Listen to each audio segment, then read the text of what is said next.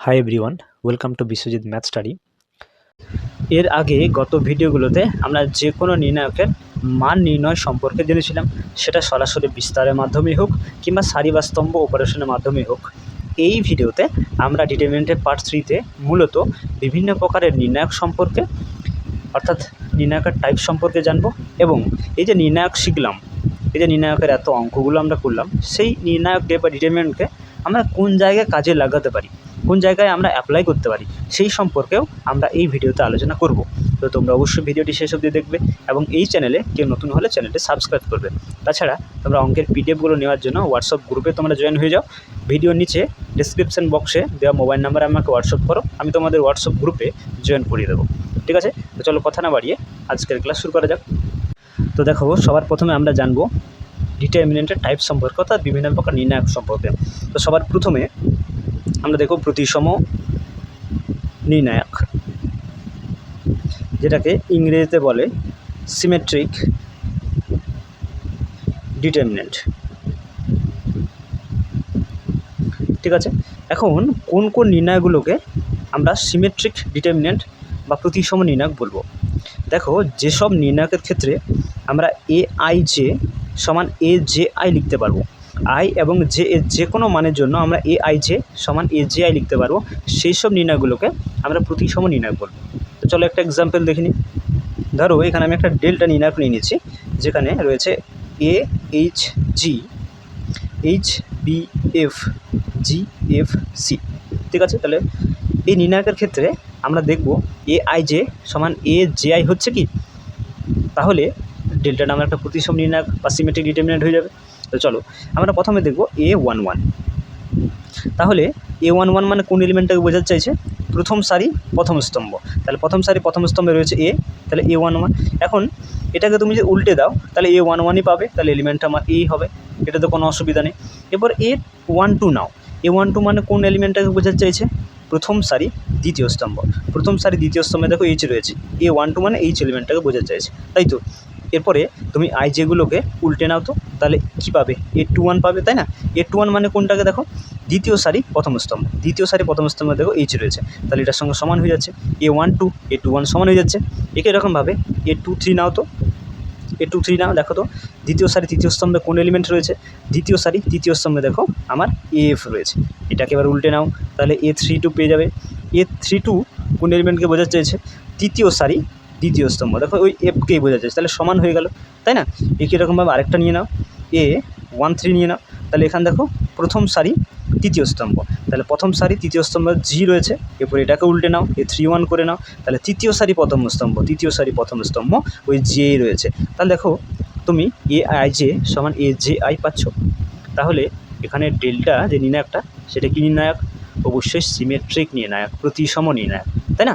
তাহলে আমরা এখানে বলতে পারি যে ডেল্টা হলো একটি প্রতিসম নির্ণায়ক বা সিমেট্রিক ডিটারমিনেন্ট। বুঝতে পেরেছ? ঠিক আছে। এরপর নাম্বার 2, অপ্রতিসম বা স্কিউ নির্ণায়ক বা স্কিউ ডিটারমিনেন্ট। আচ্ছা, স্কিউ ডিটারমিনেন্ট আমরা কোন নির্ণায়কগুলোকে বলবো?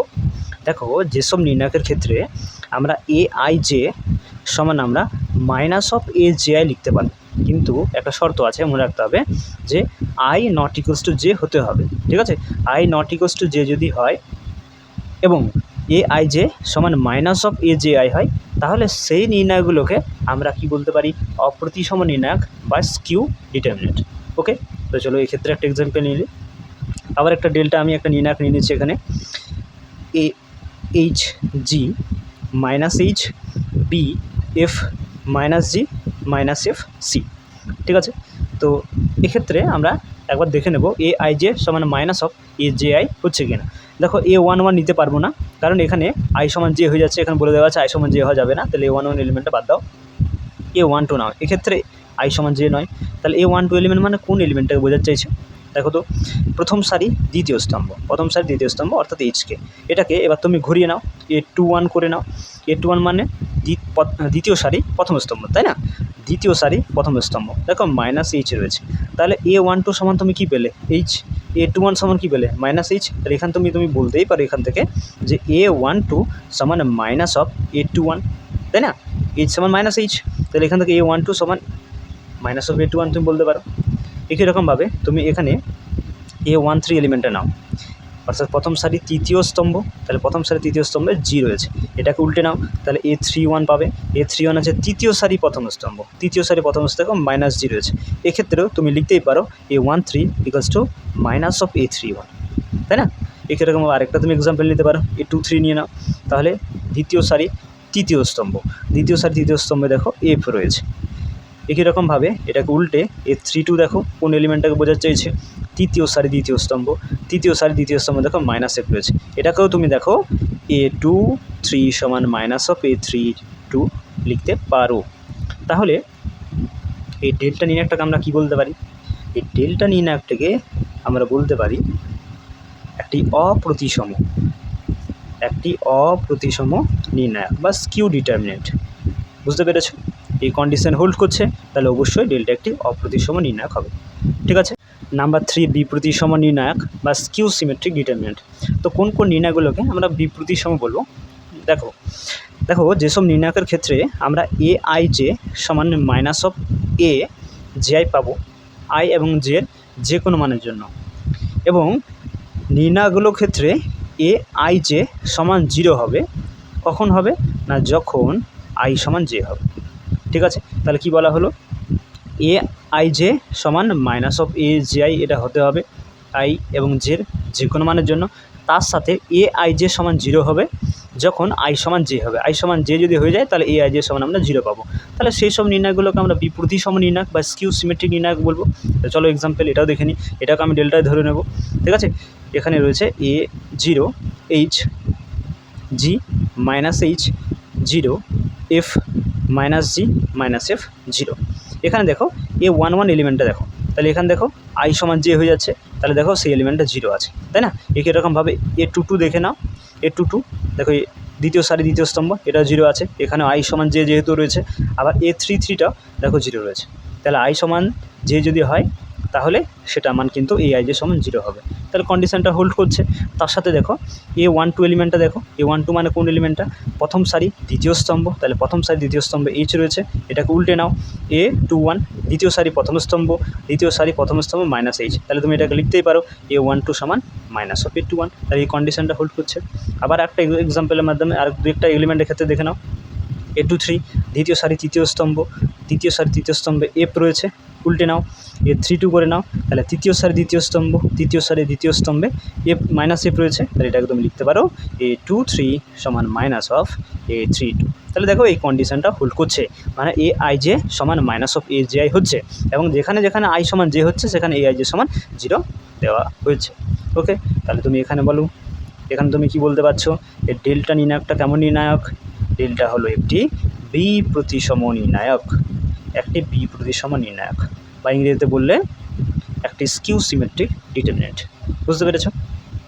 এরপর আমরা জানবো নির্ণায়কের অ্যাডজুগেট বা নির্ণায়কের অ্যাডজয়েন্ট সম্পর্কে। তো দেখো তার জন্য আমরা একটা নির্ণায়ক ধরে নেব ডেল্টা। ঠিক আছে, তো ডেল্টাতে তোমাকে দেওয়া হয়েছে A1 B1 C1 A2 B2 C2 A3 B3 C3 এই এলিমেন্টগুলো দেওয়া হয়েছে। ঠিক আছে, এবং বলে দেওয়া আছে যে এই যে এলিমেন্টগুলো দেওয়া হয়েছে এদের সহ উৎপাদকগুলো, যেমন A1 এর সহ উৎপাদক হচ্ছে ক্যাপিটাল 1, স্মল B1 এর সহ উৎপাদক হচ্ছে ক্যাপিটাল B1, আবার স্মল C1 এর সহ উৎপাদক হচ্ছে ক্যাপিটাল C1। এইভাবে তোমার A2 capital A2, B2 capital B2, C2 capital C2, এইভাবে সব তোমাকে সহ উৎপাদকগুলো দেওয়া হয়েছে। ঠিক আছে, এখন তুমি যদি এদের এই এলিমেন্টগুলো সহ উৎপাদকগুলোকে নিয়ে একটা ডিটারমিনেন্ট বানাও বা একটা নির্ণায়ক বানাও, এবং তার নাম যদি দাও ডেল্টা 1, তাহলে এখানে কোন কোন এলিমেন্টগুলো থাকছে? এদের সহ উৎপাদকগুলোকে নিয়ে বানাচ্ছ, তাহলে থাকবে এখানে A1 B1 C1 A2 B2 C2 A3 B3 C3, তাই তো এগুলো থাকছে। এখন তাহলে তুমি এই যে ডেল্টা 1 নির্ণায়কটা পেলে, এই ডেল্টা 1 নির্ণায়কটা তুমি কীভাবে পেলে? না এই এলিমেন্টগুলো তুমি সহ উৎপাদ্যগুলোকে নিয়ে তুমি এই ডেল্টা 1 নির্ণায়কটা পেয়েছো। তাহলে এই ডেল্টা 1 নির্ণায়কটিকে আমরা বলবো এই ডেল্টা নির্ণায়কের অ্যাডজুগেট বা অ্যাডজয়েন্ট। বুঝতে পেরেছো? তাহলে আমি এখানে কি বললাম, যে ডেল্টা নির্ণায়কের যে এলিমেন্টগুলো বা যে পদগুলো ছিল তাদের সহ উৎপাদক দ্বারা গঠিত যে নির্ণায়ক ডেল্টা 1, সেই ডেল্টা 1ই হচ্ছে ডেল্টা নির্ণায়কের অ্যাডজুগেট বা অ্যাডজয়েন্ট। ওকে, তাহলে ডেল্টা ওয়ান হলো ডেল্টা নির্ণায়কের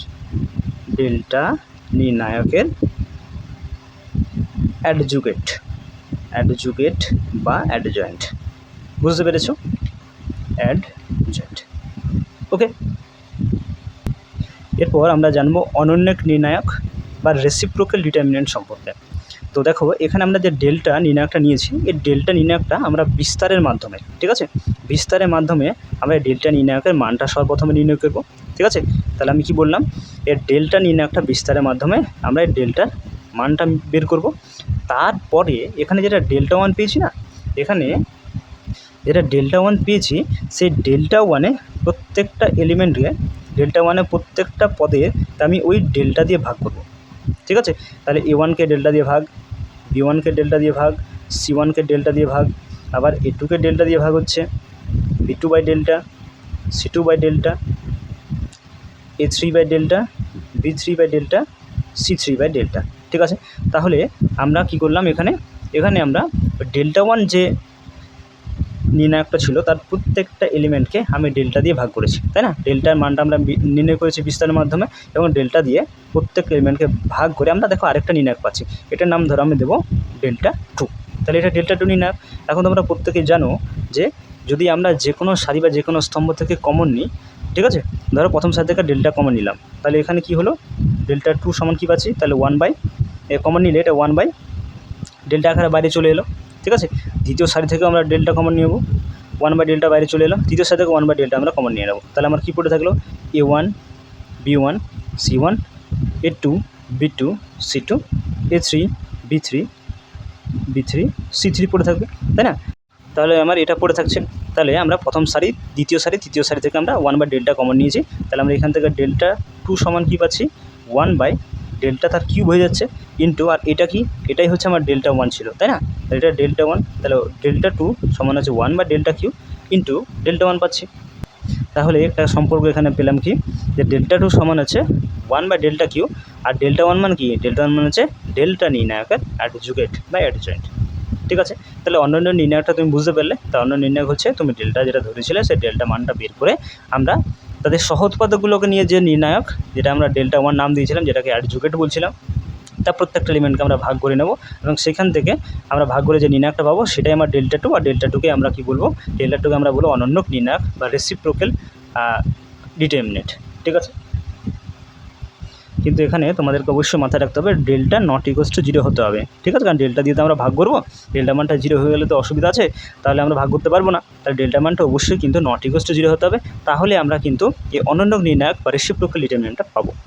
ওকে, আচ্ছা, এরপর আমরা জানবো নির্ণায়কের প্রয়োগ সম্পর্কে, অর্থাৎ কোথায় কোথায় আমরা নির্ণায়ককে ব্যবহার করে থাকি। তো সবার প্রথমে আমি তোমাদেরকে বলে রাখি, ত্রিভুজের ক্ষেত্রফল নির্ণয়ে আমরা কিন্তু ডিটারমিনেন্ট ব্যবহার করতে পারি। ঠিক আছে, কীভাবে, দেখো ধরো এখানে একটা বিন্দু মনে করো এ, তার স্থানাঙ্ক দেওয়া আছে এক্স ওয়ান, ওয়াই ওয়ান। ঠিক আছে, এখানে একটা বিন্দু মনে করো বি, যার স্থানাঙ্ক এক্স টু, ওয়াই টু। এখানে একটা বিন্দু মনে করো সি, যার স্থানাঙ্ক হচ্ছে এক্স থ্রি, ওয়াই থ্রি। এখন এই তিনটা বিন্দুকে যোগ করলে তুমি একটা ত্রিভুজ পাবে, তাই না? তাহলে এই ত্রিভুজটা ক্ষেত্রফল কী হবে, এই যে ত্রিভুজ তুমি পেলে, এই ত্রিভুজটা ক্ষেত্রফল কী হবে, দেখো স্থানাঙ্ক জ্যামিতি থেকে, আমরা কোঅর্ডিনেট জিওমেট্রি থেকে একটা ত্রিভুজের ক্ষেত্রফল নির্ণয়ের ফর্মুলা কিন্তু আমরা জানি। যদি তিনটা শীর্ষবিন্দুর স্থানাঙ্ক আমার জানা থাকে, তাহলে ত্রিভুজের ক্ষেত্রফল হয় half into mod of X one, Y two minus Y three, plus X two, Y three minus Y one, plus X three, Y one minus Y two বর্গ একক। স্থানাঙ্ক জ্যামিতি থেকে আমরা এই ফর্মুলাটা ক্লাস 9-10 আমরা জেনেছিলাম যে এইভাবে আমরা ক্ষেত্রফলটা নির্ণয় করতে পারি।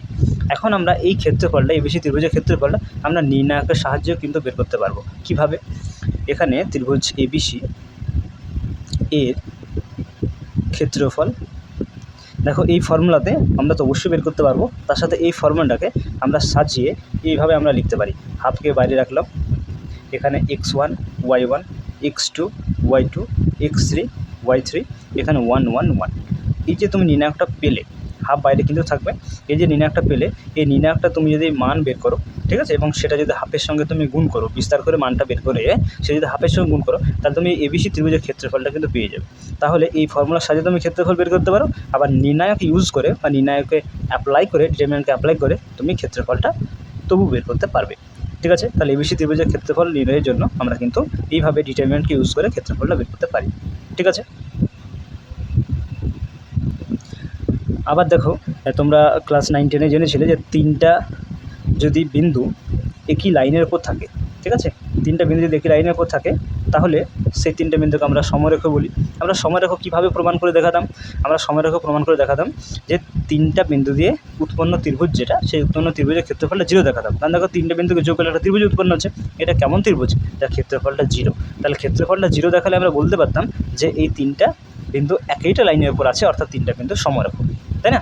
তাহলে এক্ষেত্রে আমরা যদি সমরেখ প্রমাণ করতে বলে, তাহলে আমরা নির্ণায়কের সাহায্যে কীভাবে আমরা সমরেখ প্রমাণ করতে পারবো?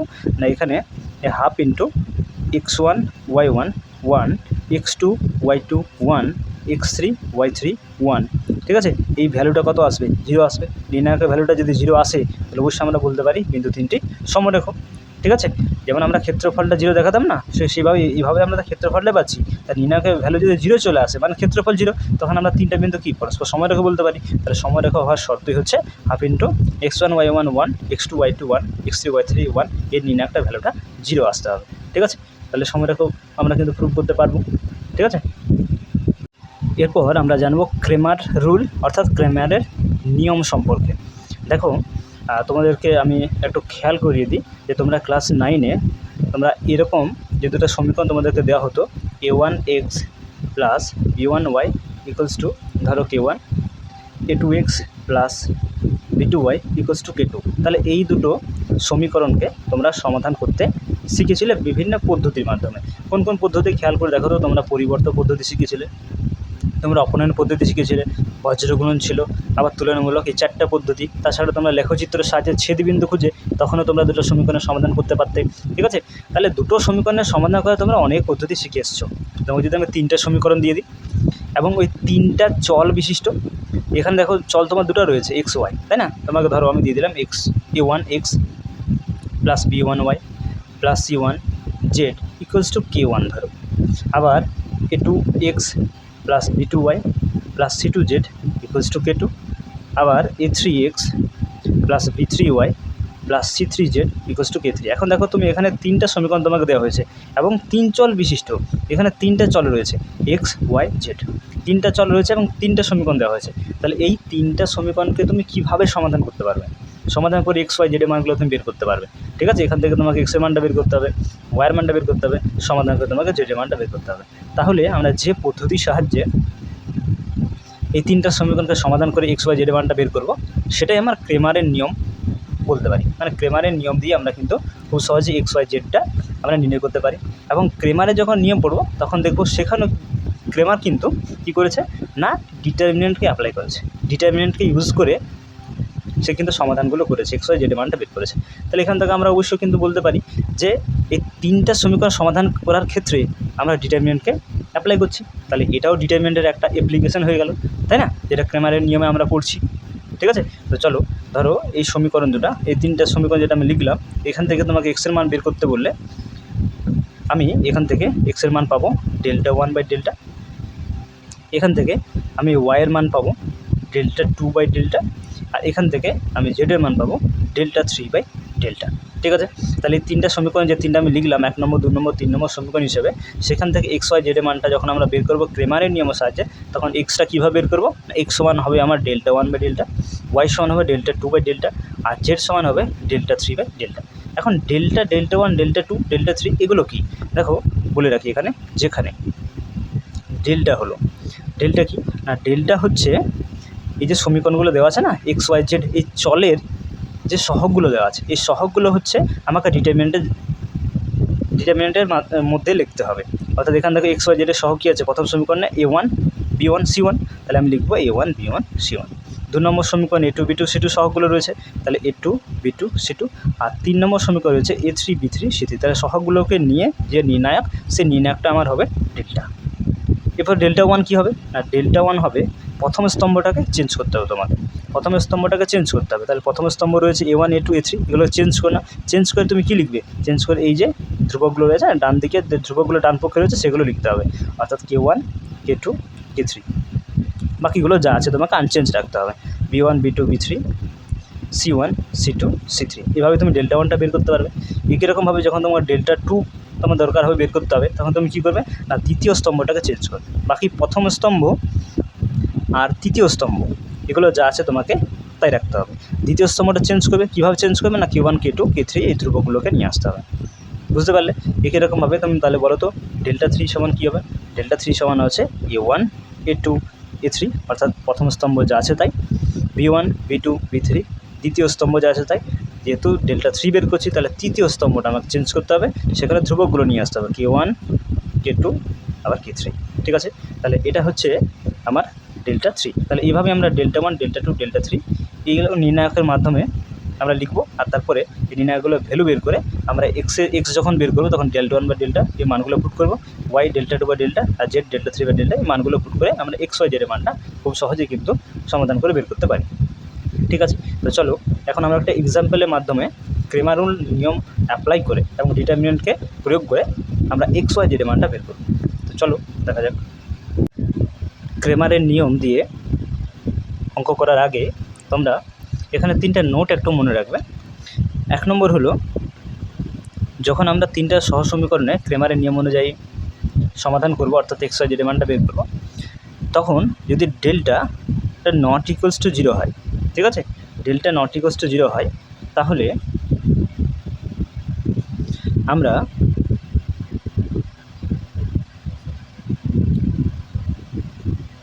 সহসমীকরণগুলির একটি মাত্র সমাধান পাব, একটি মাত্র সমাধান পাবো। কি বললাম? যদি ডেল্টাটা নট ইকুয়ালস টু জিরো মানে ডেল্টা মান যদি জিরো না হয়, তাহলে আমরা সহসমীকরণ একটি মাত্র সমাধান পাবো, অর্থাৎ এক্সের একটা মান, ওয়াইয়ের একটা মান, জেডের একটা মান পাবো। 2 নম্বর নোট কি? যদি ডেল্টাটা জিরো হয়ে যায়, যদি ডেল্টা জিরো হয়ে যায় কিন্তু দেখা গেল যে ডেল্টা ওয়ানটা জিরো নয়, আবার ডেল্টা টুটাও জিরো নয়, ডেল্টা থ্রিটাও জিরো নয়, ঠিক আছে, তাহলে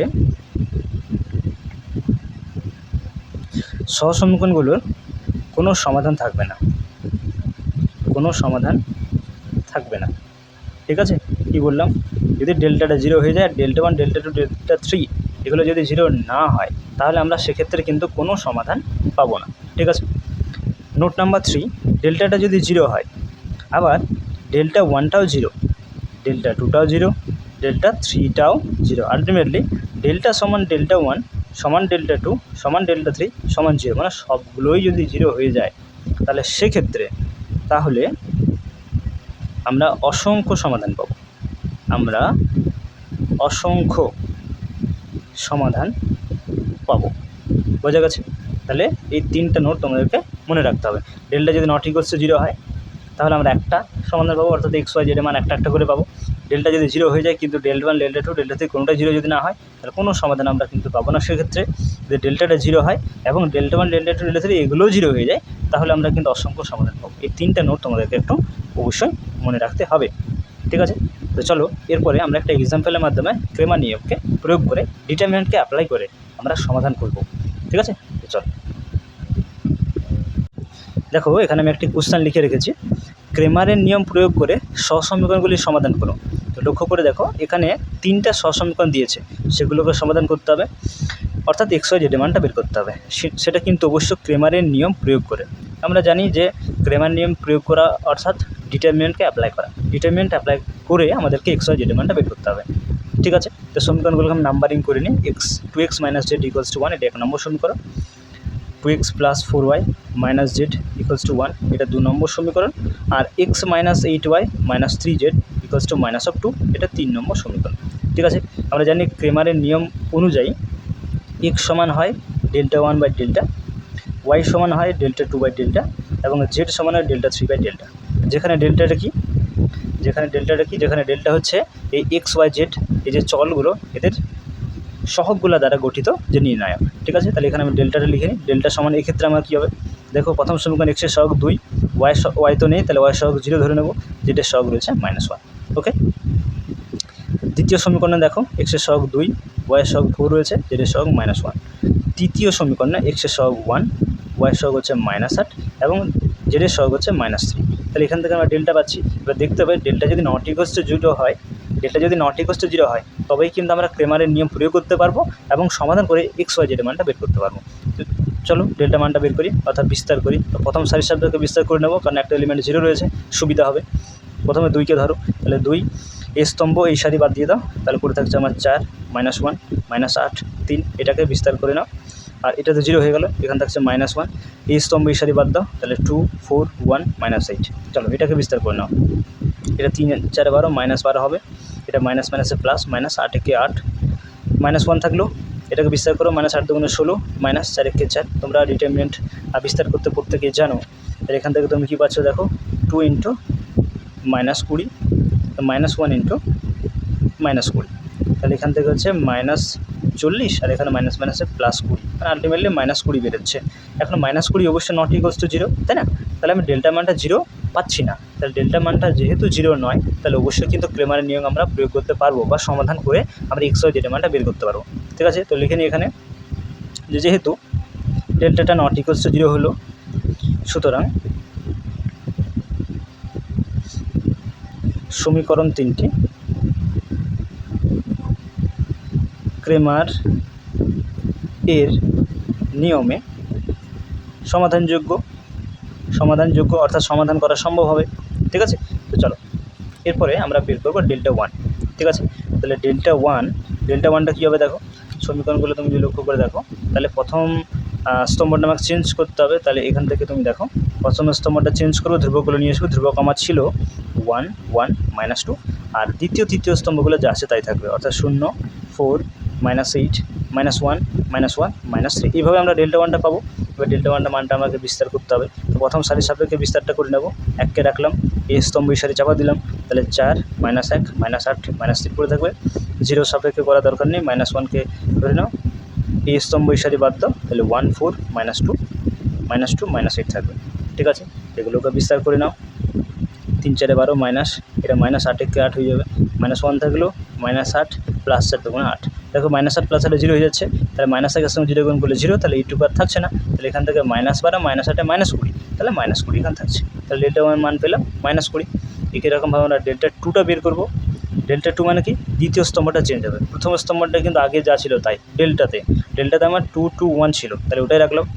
এবার ডেল্টা 2টা দ্বিতীয় স্তম্ভটা চেঞ্জ করতে হবে। তাহলে দ্বিতীয় স্তম্ভ চেঞ্জ করে আমরা কী নিয়ে আসবো, ধ্রুবকগুলো নিয়ে আসবো, যেগুলো আমার দেওয়া ছিল 1 1 -2।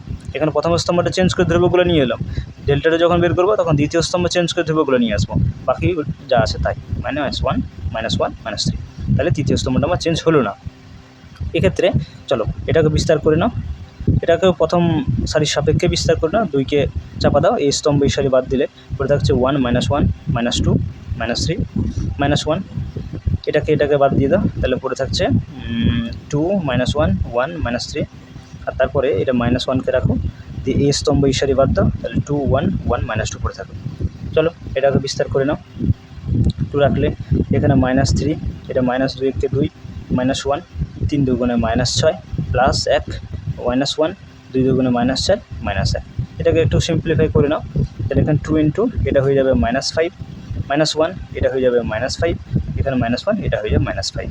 তাহলে তুমি এখান থেকে কী পাচ্ছ দেখো, এটা -10 +5 +5, তাহলে এখান থেকে 0 হয়ে যাচ্ছে, তাহলে ডেল্টা 2 মান তুমি 0 পাচ্ছ। একই রকমভাবে তোমাকে ডেল্টা 3 বের করতে হবে।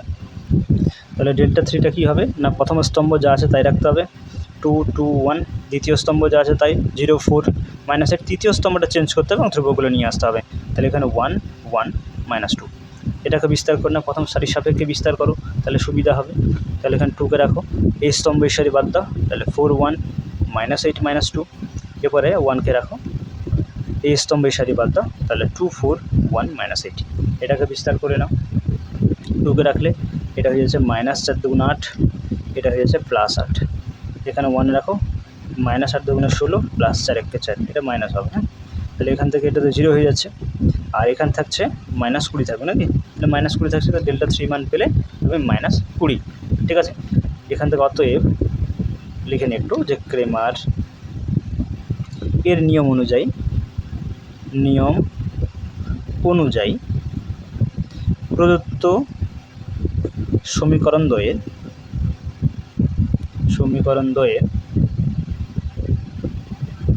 সমাধান হলো, আমরা জানি যে x সমান Δ1/Δ হয়, তো এক্ষেত্রে আমরা ডেল্টা মান যেটা পেয়েছি সেটা হচ্ছে -20 আর ডেল্টার মান পেয়েছি -20। ঠিক আছে, তো এখান থেকে তুমি সিম্পলি 1 পেয়ে যাচ্ছ এক্সের মান। y সমান আমরা কি জানি Δ2/Δ, তাই তো Δ2 মান এখানে আমরা পেয়েছি 0, তাহলে 0/-20 = 0ই হবে। আর জেডের মানটা হবে Δ3/Δ, তো Δ3 মান এক্ষুনি পেলে -20 আর এখানে রয়েছে -20, তাহলে এর মানও তুমি কত পাচ্ছ 1 পাচ্ছ। তাহলে নির্ণয় সমাধান কি হচ্ছে, তাহলে নির্ণয় সমাধান x সমান 1, y সমান 0 এবং z সমান 1, তাহলে এটাই সমাধান হয়ে যাচ্ছে। তাহলে ক্রেমারের নিয়ম প্রয়োগ করে আমরা সমাধান এইভাবেই কিন্তু করতে পারবো, তাহলে যেখানে অবশ্যই ডিটারমিনেন্টকে প্রয়োগ করা হয়েছে। ঠিক আছে, তো তোমরা বুঝতে পেরেছো প্রত্যেকেই।